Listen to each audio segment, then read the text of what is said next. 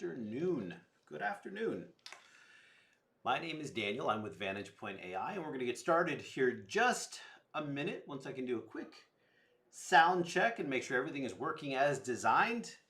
We're going to be talking about the extreme fear that's in the market and some recession-proof ideas, some ways that you can utilize current technology to put yourself in the best position possible. So let's make sure everything is working as designed and we're good to go. Hey, Edward, I see you're in the room. If you're in on this this live feed right now and you want to pop it in the chat and say hello, happy to correspond with you. I keep my eye on the chat throughout these live sessions to make sure that if a question pops up, if there's something in the chat that we want to dig into, then I can keep my eye on it. So let me just cross-check something here, make sure everything is going good.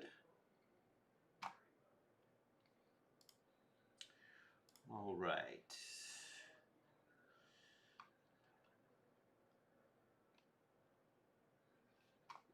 Looks like I might need to cross-check my audio here. Bear with me just a second.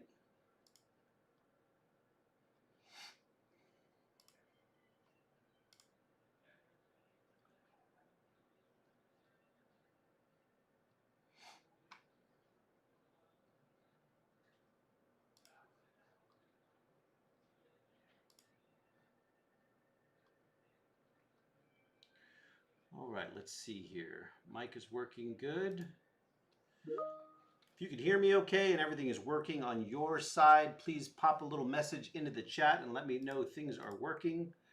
I want to make sure that the technology is cooperating with us. All right, good. Looks like we got sound. You can see me on camera okay. All right, I'm going to be sharing my screen in just a moment so we can dive into the details. Hey, Ann, nice to see you in here. I see, all is working, no worries. Roblox, hello, hello. All right, good. Good, we got people joining in now. So let's dive in then. As I said a second ago, my name is Daniel. I'm with VantagePoint AI, and man, there's a lot of stuff going on in the markets. There's fear, there's concern, there's talks of recession. JP Morgan increasing the recession estimate or expectation or probability, whatever you want to call it. It's creating an immense amount of fear in the markets, and from a fear standpoint, with the market being below and the S&P being below 125-day moving average, has a lot of people wondering what's going to happen, what's expected to happen. So in today's session, we're going to walk through how I utilize my technology, my indicators, and I use the VantagePoint software, which is artificial intelligence software, to do my advanced technical analysis. But I say advanced because I can't do what the AI can do, so I'm going to just simply read what it says, and I'll teach you guys. We'll walk through it today. I see there's a couple of people in here that are part of our VantagePoint family. They're already VantagePoint users. I see your names in the chat and some of the others here.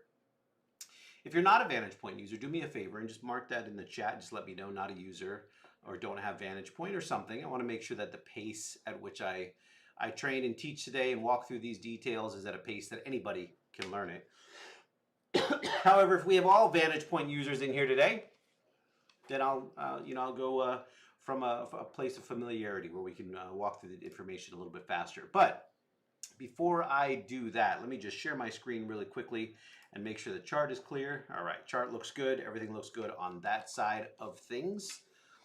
One of the things that I want to start out with is one of the problems that a lot of traders have these days, right? Hey, sorry, I see you're not a user yet. Thank you for letting me know. A lot of traders have the problem of knowing the direction the market is expected to go, meaning when it's going to expect it to go up, when it's expected to go down. And that's the number one question I get because I do a lot of education. For instance, today's session, this is purely education. I'm not providing you trading advice. I'm not telling you what to trade or how to trade it. I'm simply providing you education and interpretation from the software that I utilize, the VantagePoint software. Hey, Mark, glad you're here. Yes, I recognize your name.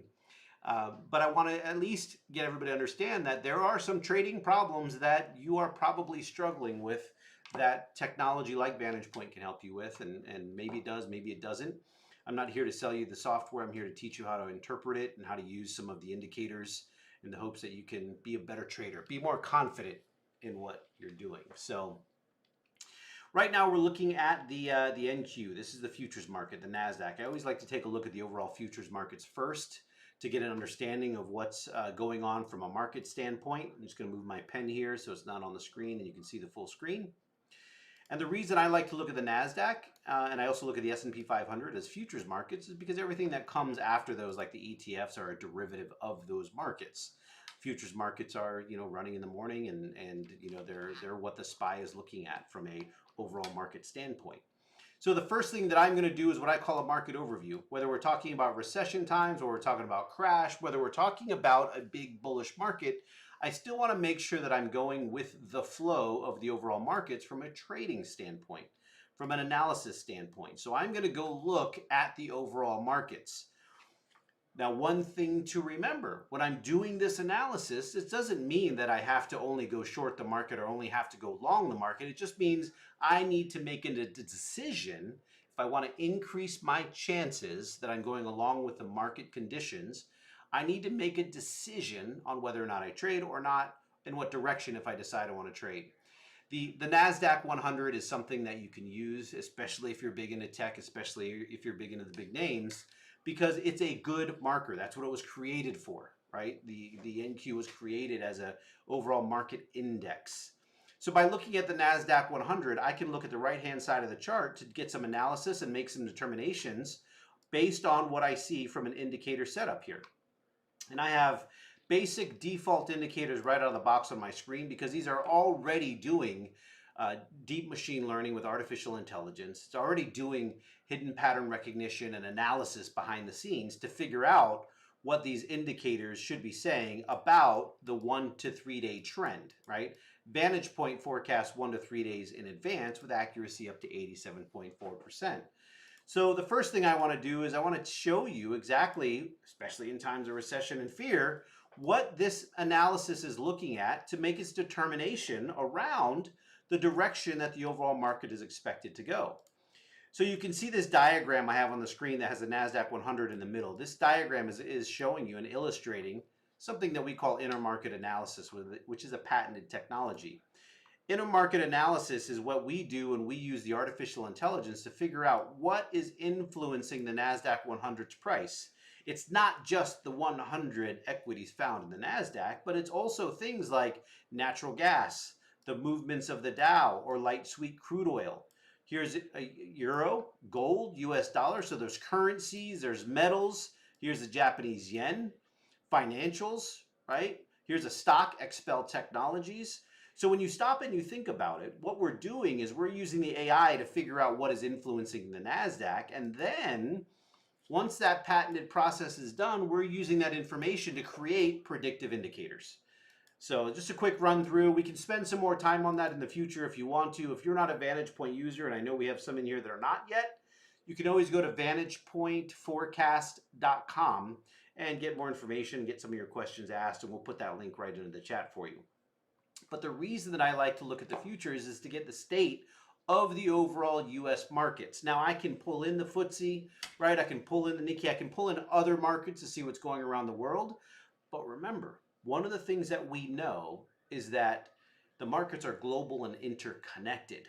So what's happening around the world is going to influence what's happening here in the US. So I can simply go to the Dow, the NASDAQ, and the S&P. If you're a Forex trader, you want to understand the overall health of the US market so you can understand the dollar and know which currencies you need to go trade if the dollar is weak or what's paired with the dollar or if the dollar is strong. So yes, I always say no matter what, start with understanding what the overall market is expected to do. All right. If you start with understanding what the overall market is expected to do, that's going to put you in a much better, more confident situation. So I'm going to analyze the chart I have up on the screen. On the right-hand side of the screen, you can see I have a few indicators. For those of you that don't know, this is a predicted moving average, the blue line. It's predicting the trend 1 to 3 days in the future. And don't worry, people always ask me, why is it not drawing out into the future 3 days? Because it's like a windsock, right? I'm going to draw a windsock on the screen. If a windsock is pointing that way, you can't see the wind. The windsock doesn't stretch out for forever, but because the windsock is pointing that way, you know that the wind is blowing that way. We'll call that east just because it's on my screen that way. Well, if the blue line, the predicted moving average, is below the gray line is a simple moving average, what that is saying, I'm going to draw a windsock on here. What that's basically saying is that the wind is blowing down. If the wind is blowing down, that's telling me that the trend is expected to go lower in the future. Easiest way to remember that. Remember, value in the market comes from price, not days. Days do not create value. Price creates value. Well, if the blue line is below the gray line, it is saying that prices are expected to be lower, in this case, 2 days in the future from a trend standpoint, because the blue line is below the gray line. And by the way, this is a predictive indicator that's also patented. What it's doing is it's taking that intermarket analysis to figure out what's impacting, in this case, the NASDAQ, and then using that information to figure out what direction the NASDAQ is expected to go. You can see VantagePoint forecasted a downtrend right here. When the blue line crosses below the gray line and the shaded area goes from green to red, that's an indication that this trend is expected to move lower. Last night at 6:30, even though we had some bullishness yesterday with some bullish volume, the blue line was still below the gray line, saying this trend is still expected to move lower. So there was no indication from the VantagePoint artificial intelligence that yesterday's pop in price was going to create a trend reversal. As a matter of fact, it's indicating just the opposite. Still bearishness in the trend. Well, the next indicator I'm going to analyze is related to strength, and that is the predicted neural index. We're using an artificial intelligence neural network to figure out whether future price is expected to be lower or higher than current price from a strength standpoint. And if this shaded area is red, it's indicating that yes, price is expected to be weaker. You can see on the same day that we got the crossover here, we had a red neural index. So stop and think about that for a second. If the trend is expected to move lower, if strength is expected to be bearish, I've got two predictive indicators generated from artificial intelligence saying, hey, I've got to be cautious or bearish about the overall market conditions. The next thing I can do is pull in momentum. And I can use momentum to try to analyze and figure out what's going on from a market standpoint. I'm going to drop a line right on this day so you can see where my eyes are looking. I am looking to see whether or not the blue line crossed above or below. It crossed below. I'm looking to see whether or not the shaded area is red right behind that line, and it is red, so we got bearish, bearish. I'm going to draw some arrows. And then I'm looking at momentum a few days before this to see if I've got momentum pushing lower. What we have down here at the bottom are predicted momentum indicators. Hey, Isma, I've got 3 of them. A short term, which is a 1-day predicted momentum, a 2-day predicted momentum, and a 3-day predicted momentum. So if these 3 lines are pushing lower moving into that day, that is telling me that momentum over the last few days was expected to be lower. Well, if momentum over the last few days is expected to be lower, I'll go out 1, 2, 3 days. VantagePoint's forecast up to 3 days in advance. This pink line from here to here, lower highs. The blue line from here to here, lower highs. The dark blue line from here to here, lower highs. So I, in fact, at the same time that I had the artificial intelligence saying this trend is expected to go lower, I had weakness in the trend, and I had momentum weakening 3 days in advance. I also, look at this, had increasing bearish volume. And the relationship between volume and price is very valuable. Increasing bearish volume at the same time that I have bearish momentum indicates there is still more bearishness expected in the market. So this little 3-day rally did not trick the artificial intelligence. The entire time that shaded area was red between those lines, saying that there is still more bearishness in the market. So I knew going into the day today that we had bearish expectations of the overall trend. Now, I also have a predicted high and a predicted low on this chart. The predicted high and predicted low said I was expecting an inside bar. What an inside bar means is that there is potential for me to have a little bit of bullishness during the day, but overall still not a higher high. An inside bar indicates indecision, concern, even though there's extreme fear. VantagePoint indicated that we could see an inside bar today, something within yesterday's trading, but all in all, the market was still expected to be bearish. And I had that at 6:30 p.m. Eastern Time, New York time, last night. So going into the market today, there was still an overall expectation of bearishness on the NASDAQ. And I wanted to start here just so that everybody could get on the same page, whether you're using the software, VantagePoint, or you're using your own software, it doesn't matter.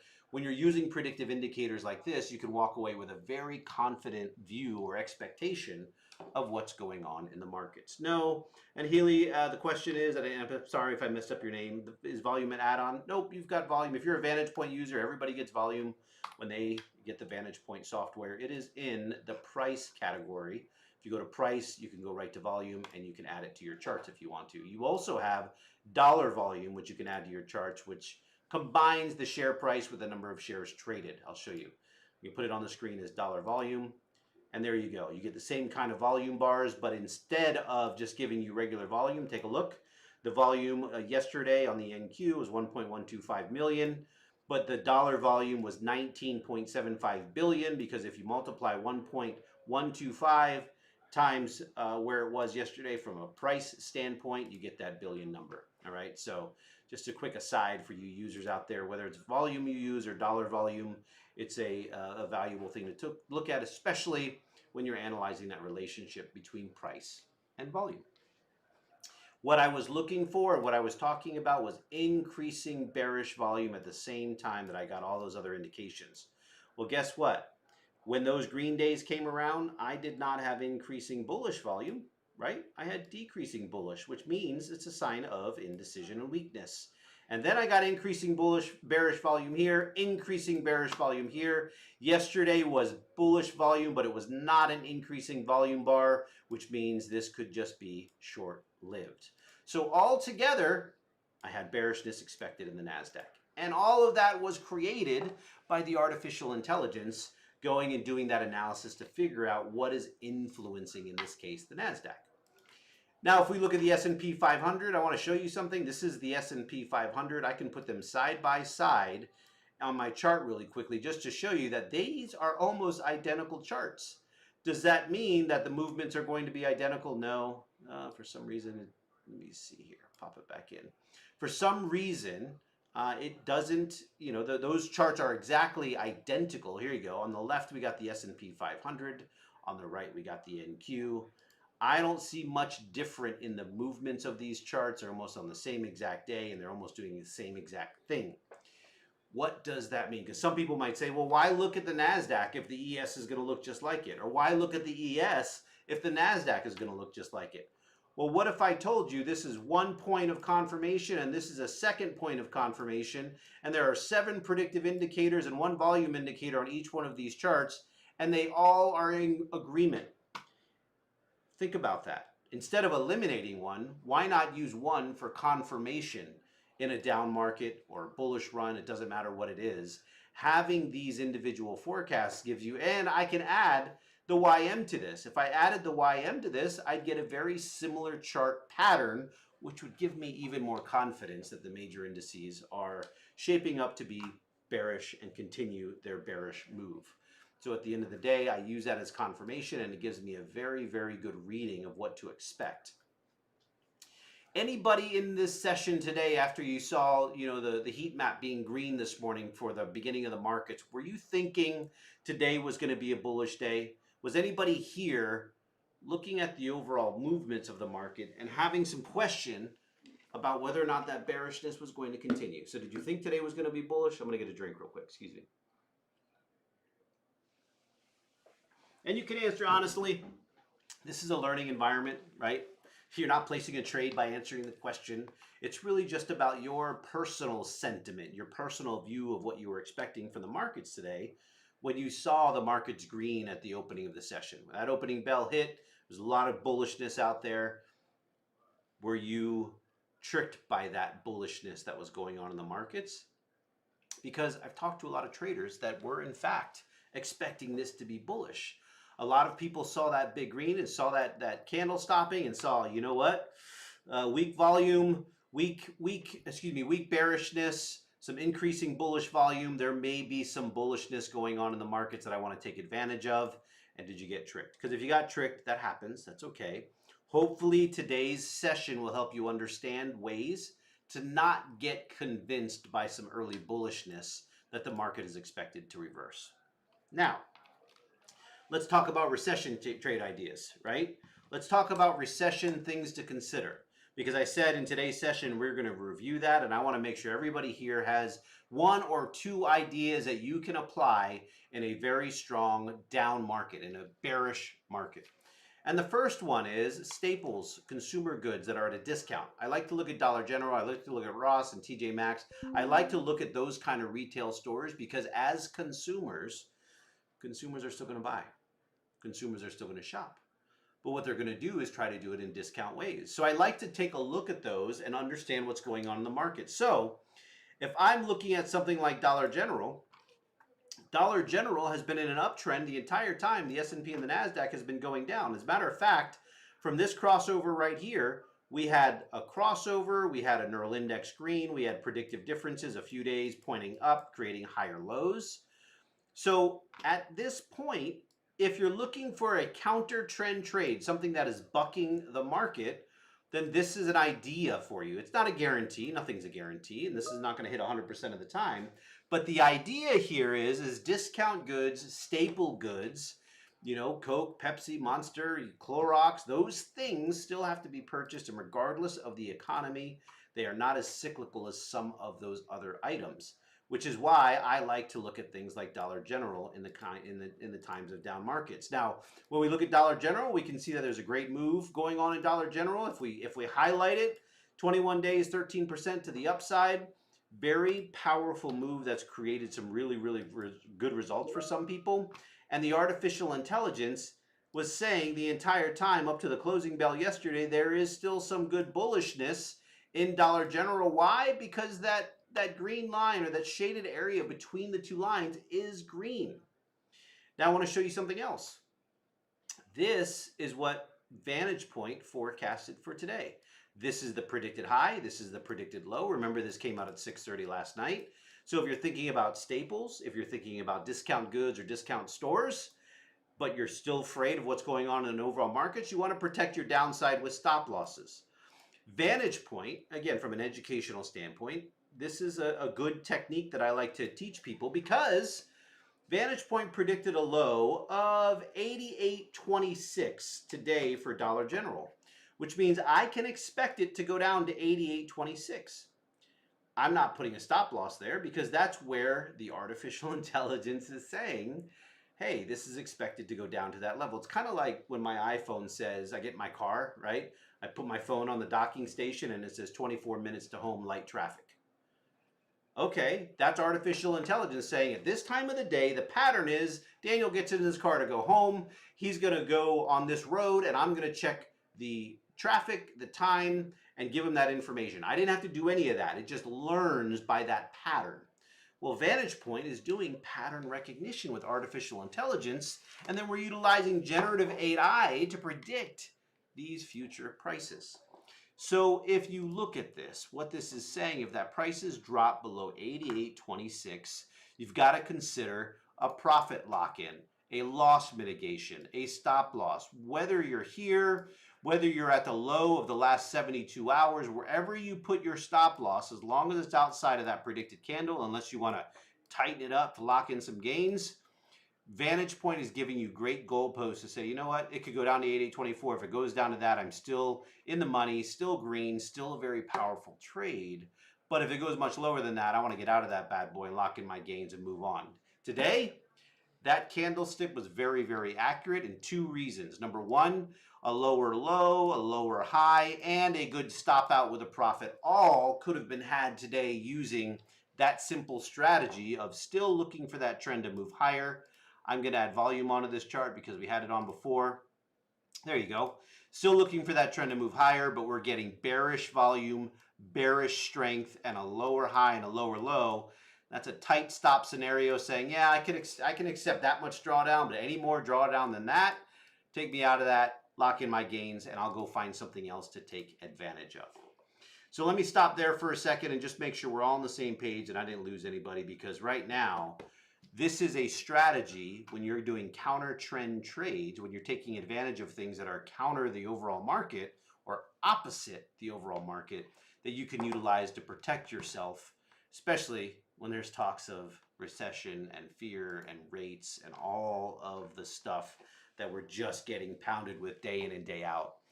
Personally, I just look at the forecast, I look at the VantagePoint software and make my trade decisions around what I expect to be happening in the markets. Here's another one for you. Another recession trade idea that I like to think about. United Healthcare. Are people going to stop paying their insurance? Are people going to stop going to the doctor? Are people going to stop getting sick and needing some assistance from their health insurance? No. Recession, crash, doesn't matter. United Healthcare, I'm not picking that for any reason except for that you can see the artificial intelligence indicated on 3.5, a good bullish opportunity. The neural index was green and the predictive differences were creating higher lows going into that day. Again, I had everything I needed for some bullishness on that. Excuse me, if I'm thinking about a counter trend trade, one of the things that I have to consider is risk.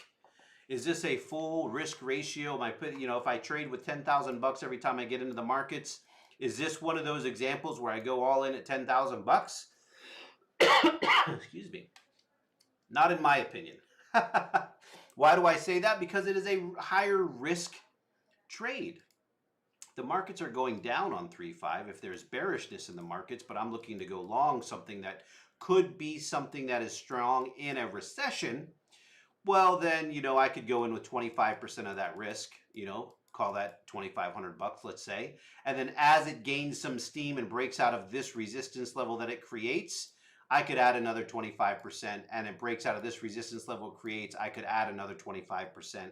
And I could leg into that position, right? I could not average down because I'm not going to keep buying it as it goes down. That's not my style. It's more of being more cautious, taking advantage of some of these moves with some of my risk ratio, some of my risk capital, and waiting for another move before I take advantage of another chunk of my risk capital.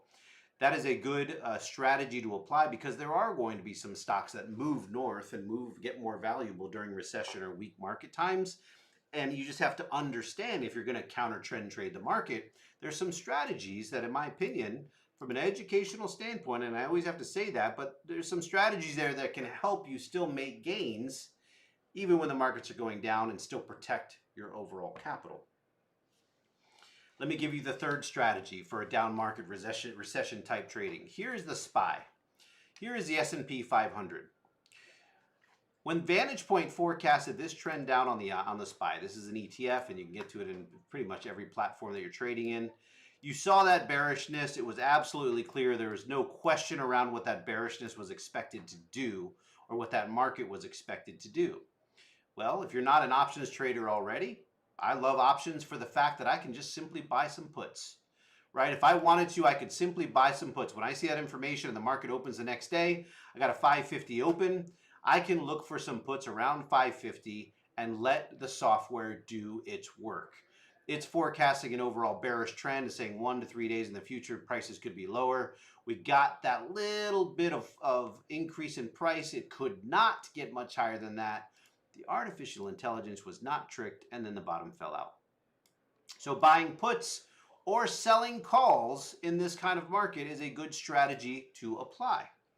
If you're not an options trader and you can't short the market and you're trading in a retirement account, okay, fair. Maybe you can't buy puts. Maybe you're not an options trader and you're not going to short sell this for whatever reason. Take a look at SQQQ. Write that down, folks. I'm going to zoom into this a little bit, but I don't know if you've ever seen SQQQ or not. Maybe I can go into a month, but there you go. SQQQ. At the same time that the Qs, and I should have went to, I'm sorry, I went SQQQ. Where's my other one? Let me find,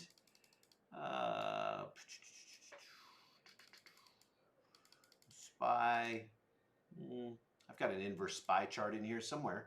Let me just find it. Well, nonetheless, if we went to the inverse of the SPY, I've got a leverage bear section over here. I've got the ultra short and ultra short section over here that's got the inverse ETFs, and I can simply go to any one of the inverse ETFs that follows the S&P 500. Here's SDS. Here's a good example of one. Again, another ETF that's inverse. You can look in your platform, and all I'm doing is I'm going and looking at inverse ETFs because when the SPY was going down, this was forecasted to go up. We got green, and we got increasing momentum. So stop and think about that. Instead of sitting on the sidelines when things start to fall, you can go trade an inverse ETF that's less than $22 per share and take advantage of an uptrend simply because the SPY is going down. Let's say you did that, and let's say you just went from the open, I don't know where it is right now, but I can probably go figure it out, SDS, and if you've got it faster than I do, then let me know. 2678, so we're right about there. 26, there's 81, closest I can get. So as of the close today, this is up 20% in 6 trading days. And guess what? It's just an ETF. You're not doing any tricky things from a options standpoint. You're not trying to do anything different from a trading standpoint. Using this ETF or a similar ETF is simply buying an asset that is expected to go up, okay? ProShares is doing all the work to inverse that ETF and leverage it so you can get more shares. Ultra short sometimes gives you 2 to 3 times the ability. Like if we go back to the SPY, again, let me show you. We can go right back to the SPY right now, and we can see that the SPY at that time of the crossover was $565 per share, right? If we go back to where we were, SDS, at that time it was $22 a share.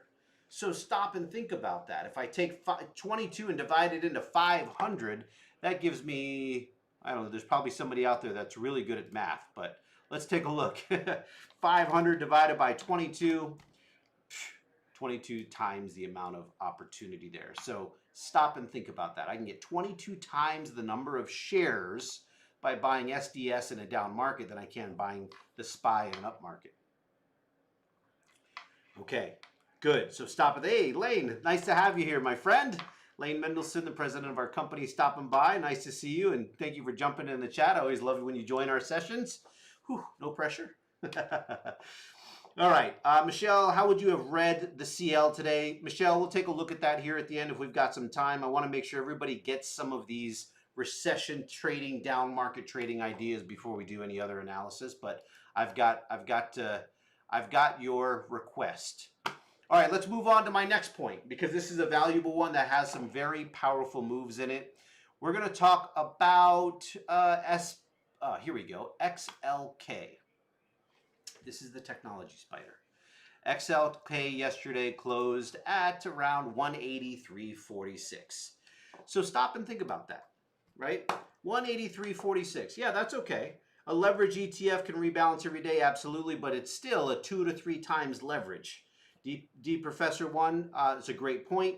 Those are all things that you have to consider, but are you still getting one share for $500? Even if it rebalances every day and you're holding that position, you still have an immense amount of leverage working in your favor, and you can simply reduce your share count. If you don't want to take all of those shares, fine, take a smaller size, but at the end of the day, leveraged inverse is a powerful tool to use in a down market like this. All right, here's another one, XLK. We all know what's going on from a technology standpoint. I think a lot of people felt really good about technology yesterday. I think a lot of people felt really good around where the market was expected to open today and where it could go today. VantagePoint even said that we could expect a higher low. You can see that over here on the right-hand side of the screen. Look, higher low expected right there, right? But check this out. A lot of weakness, bearishness on trend, momentum, really, really bearish on momentum.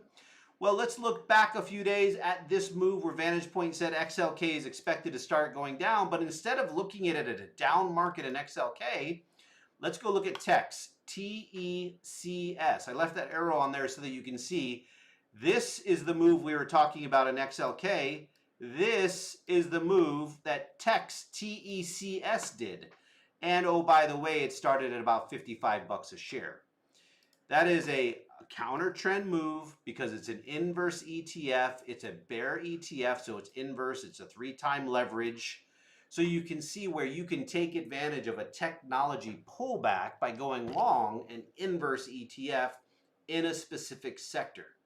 So that whether we're talking about the overall market and taking advantage of some of these inverse moves, or we're talking about an individual sector and taking advantage of these moves, or individual stocks, there are inverse stock ETFs as well that you can take advantage of. So no matter how you slice it, the mentality of a down market means I can't make money and it's all bad is not one that I like to subscribe to. I like to subscribe to, well, in a down market, I've got to figure out what's going up. There you go. ETFs and sector ETFs and index ETFs that are inverse, right? Here's another one, and this one is a great one. Take a look at this. Here is BIB, right? This is the NASDAQ Biotech ETF. Again, zooming in on this a bit. Oh, I passed the crossover here. If I zoom in on this a little bit, this crossover happened. Let's get you the date right here. All right, 227. The crossover was down. The neural index agreed and said bearishness, so we're bearish, bearish. Momentum, getting bearish, super bearish, definitely bearish. So we had all the momentum bearishness that we needed going into that. That blue line stayed bearish the entire time, and you can see that the fall in the biotech ETF, I don't know where it is today, but I can go look at it. Let's see, BIB closed at 36.99, call it 37. So it closed down here today, down around the low that VantagePoint forecasted, even lower. Take a look at that. That is a fall of 31% in 29 trading days. But you guessed it. If you were thinking, well, what's the inverse of that? Take a look. BIS. BIS is the inverse. Fresh crossover right here. We can see that on the screen. Again, I'm going to zoom into it so that everybody can see it well. There it is right here.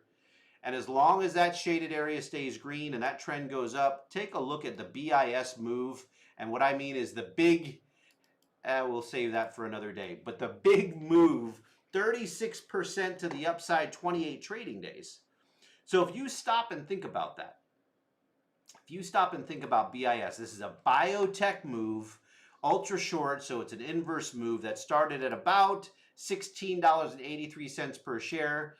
Again, BIB fell off a cliff, 31% down. BIS, big, huge gain, 36% to the upside. Think about your trading and your retirement investing, and you're either sitting on the sidelines, you've gotten hurt if you're not doing options. Maybe you are doing options, but you still have this overall bullishness mindset. BIS brought an incredible opportunity in just a 2-month period of almost 30% gains, hypothetical gains here, because we're looking at simulated results. But when you stop and think about it, if you had taken advantage of that move, you'd probably be smiling today knowing that that trend moved that strong to the upside. Let me stop. Let me just do a quick question and make sure that from an interaction standpoint, I didn't lose anybody. Said I was going to go slow and I think I went fast. But still, let me stop and answer a question here. Does anybody have a question around how to use or find these inverse ETFs? Because they're in your platforms. I've given you 2 tickers that you can look at. TECS is one right here. That's the inverse of XLK. BIS is the inverse of BIB. SQQQ is the inverse of the Qs, the NASDAQ. So you've got 3 tickers right there that I always like to keep an eye on when we talk about inverse or bearish markets or recession type conditions, right? Good, good, good, good. I'm glad we're on the same page. All right, so Sarah says, I'd like to know more about short-term moves like the 1-day or 2-day. Sarah, you can go back in our channel. If you haven't subscribed, this is for everybody. If you haven't subscribed to the VantagePoint channel, I would suggest you do. Go to the videos portion.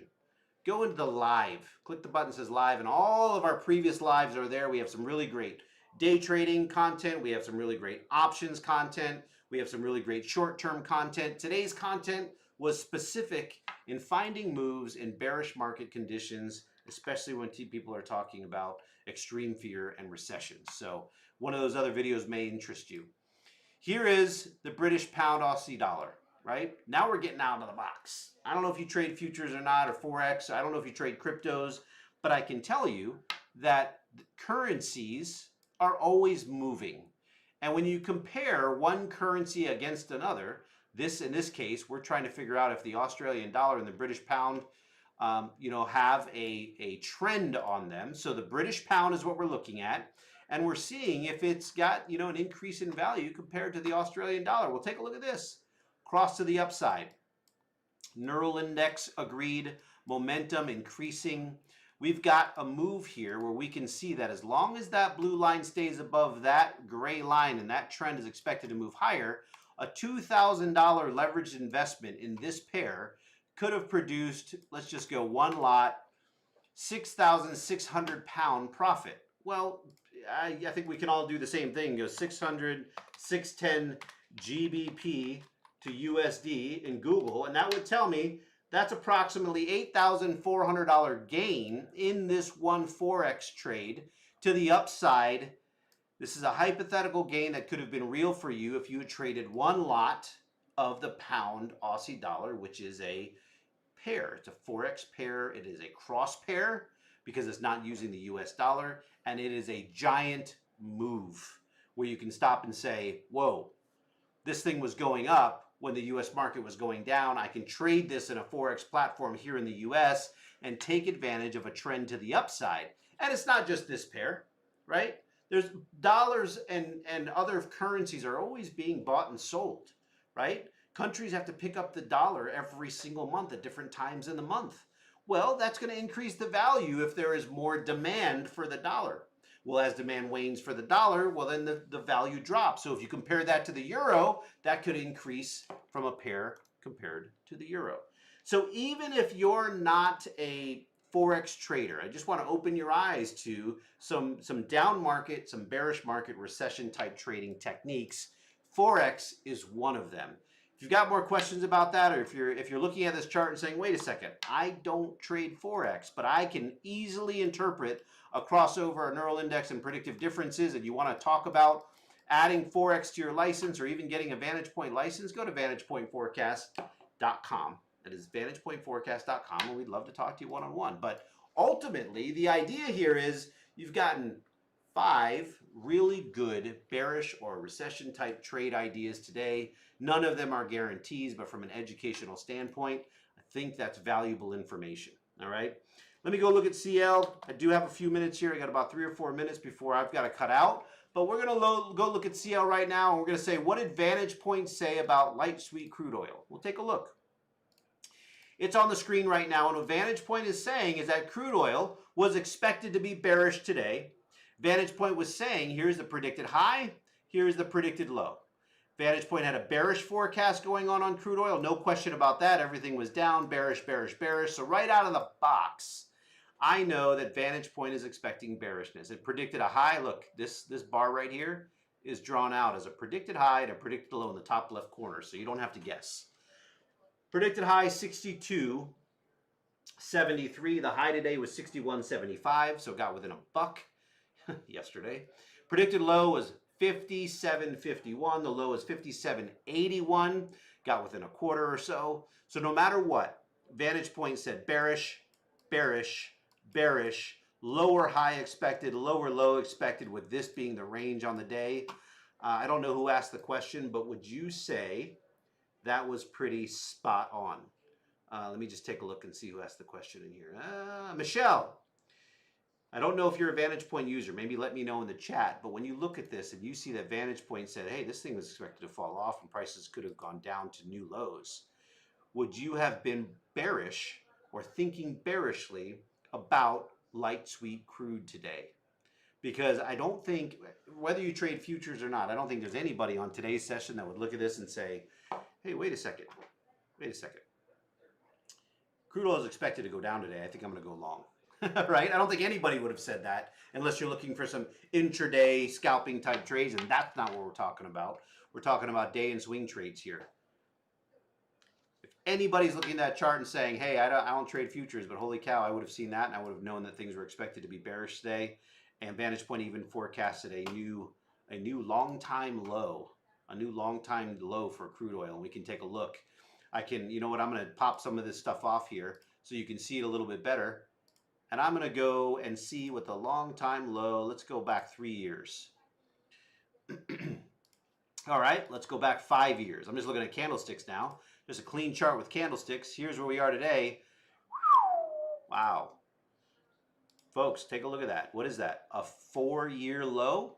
A 4-year low got tagged today, and VantagePoint forecasted it at 6:30 p.m. Eastern time last night.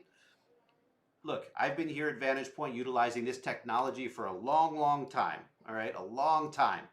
And one thing I can tell you is for sure. Let me just turn off my camera. I was trying to get, there we go. Trying to get here. One thing that I can tell you for sure by looking at this is that I get impressed every time that I see these kinds of forecasts, because the artificial intelligence has been working since 1991. Traders like you have been using it the entire time. And even today, right now, today, it impresses me at the true power that that technology has, because that low was tagged, it was identified, and it was forecasted at 6:30 last night. And hopefully you found some value in today's session. My goal here is to provide you insights and information you might not be thinking of, perspective from experience. I've got over 25 years in the markets, but more importantly, analysis from artificial intelligence, which is powerful. If today's session was good and you value the information, it's something you think you can use, give me a thank you. Give me it was a good. Give me something in the comments so I can go away today smiling and happy that I actually did my job, right? Dijon, I'm using VantagePoint software. VantagePoint software, and everybody here can go to VantagePointForecast.com if you want more information. I got my eye on the chat, looking for those thumbs up. I appreciate that. Thank you for your time today. Thank you for your interaction. And if you're a VantagePoint user, thank you for being part of the VantagePoint family. Everybody have a great day, and thanks for letting me give you the view from my vantage point. I am signing off.